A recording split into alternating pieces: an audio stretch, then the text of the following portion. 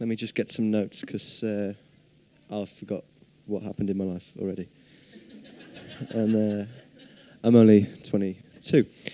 So my name is Ben, and if it wasn't for God's grace, my story would have started on Bath Street, just over here. But God was watching out for me and moved me over to Pensnet, where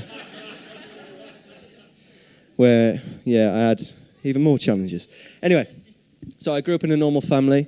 We started going to church. Well, my grandparents went to church, and I went along for a couple of years to Sunday schools until I sort of grew out of it, really. And life just got too busy with having my sister around as well for my parents. And I took up things like rugby and swimming, which happened on Sundays. So church became less important and forgotten about, really. But I went to school, loved it. It was great. Got good grades, good friends.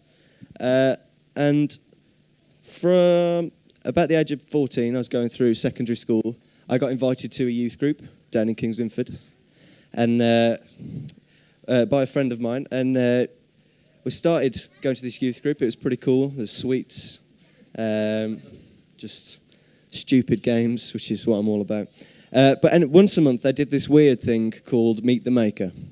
And before I'd even entered the building, people would come to me, "Oh no, it's Meet the Maker.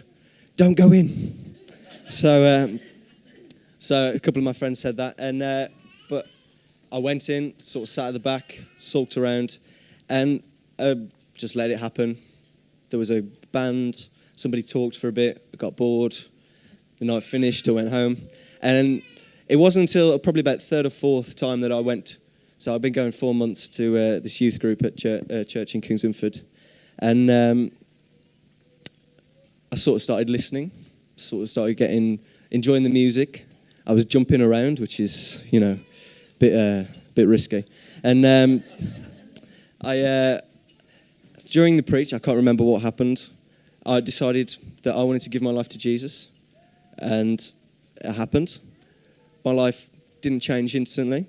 It's been a progression. It's been lots of steps forward.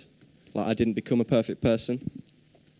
So I went into college, went to university, studied accountancy. I don't know why. And up until that point, my life was pretty easy, really. I got everything I needed. I met my girlfriend then, and now she's my wife. Yeah. I was killing it at life. And it wasn't until May 2013 that my dad was diagnosed with heart attack and heart failure. And his heart was working at 20% of what it should have been. And my dad was ill, and seriously ill. But I don't think I realised how ill until the 4th of December. And I was waking up to go to a job interview, actually. So it's 6, 7 o'clock in the morning. And I heard screams and went downstairs. And my dad was having a heart attack.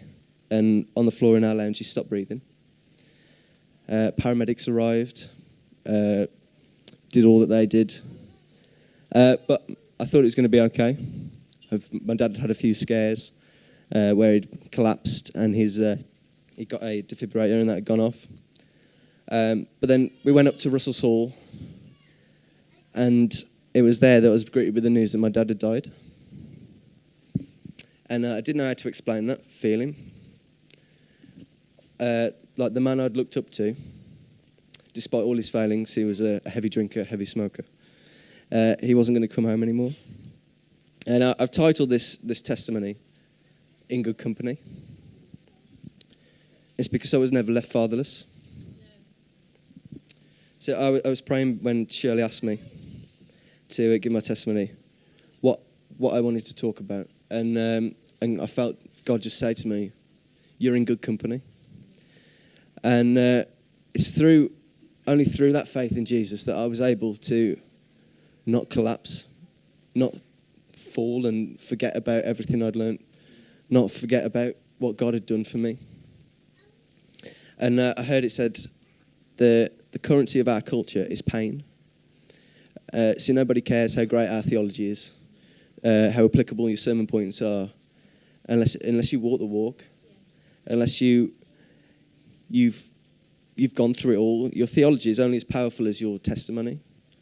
So God pulled me through this situation because I found hope in him. I found a father to look after me that in ways he had always been doing, but in completely new ways. And from the loss of my father, it's given me a heart to be a father to people who are fatherless. And I believe God's called me to serve the church. And that's what I want to do with the rest of my life. And in every moment of joy, peace, mourning and sorrow, you're in good company. You're in God's company.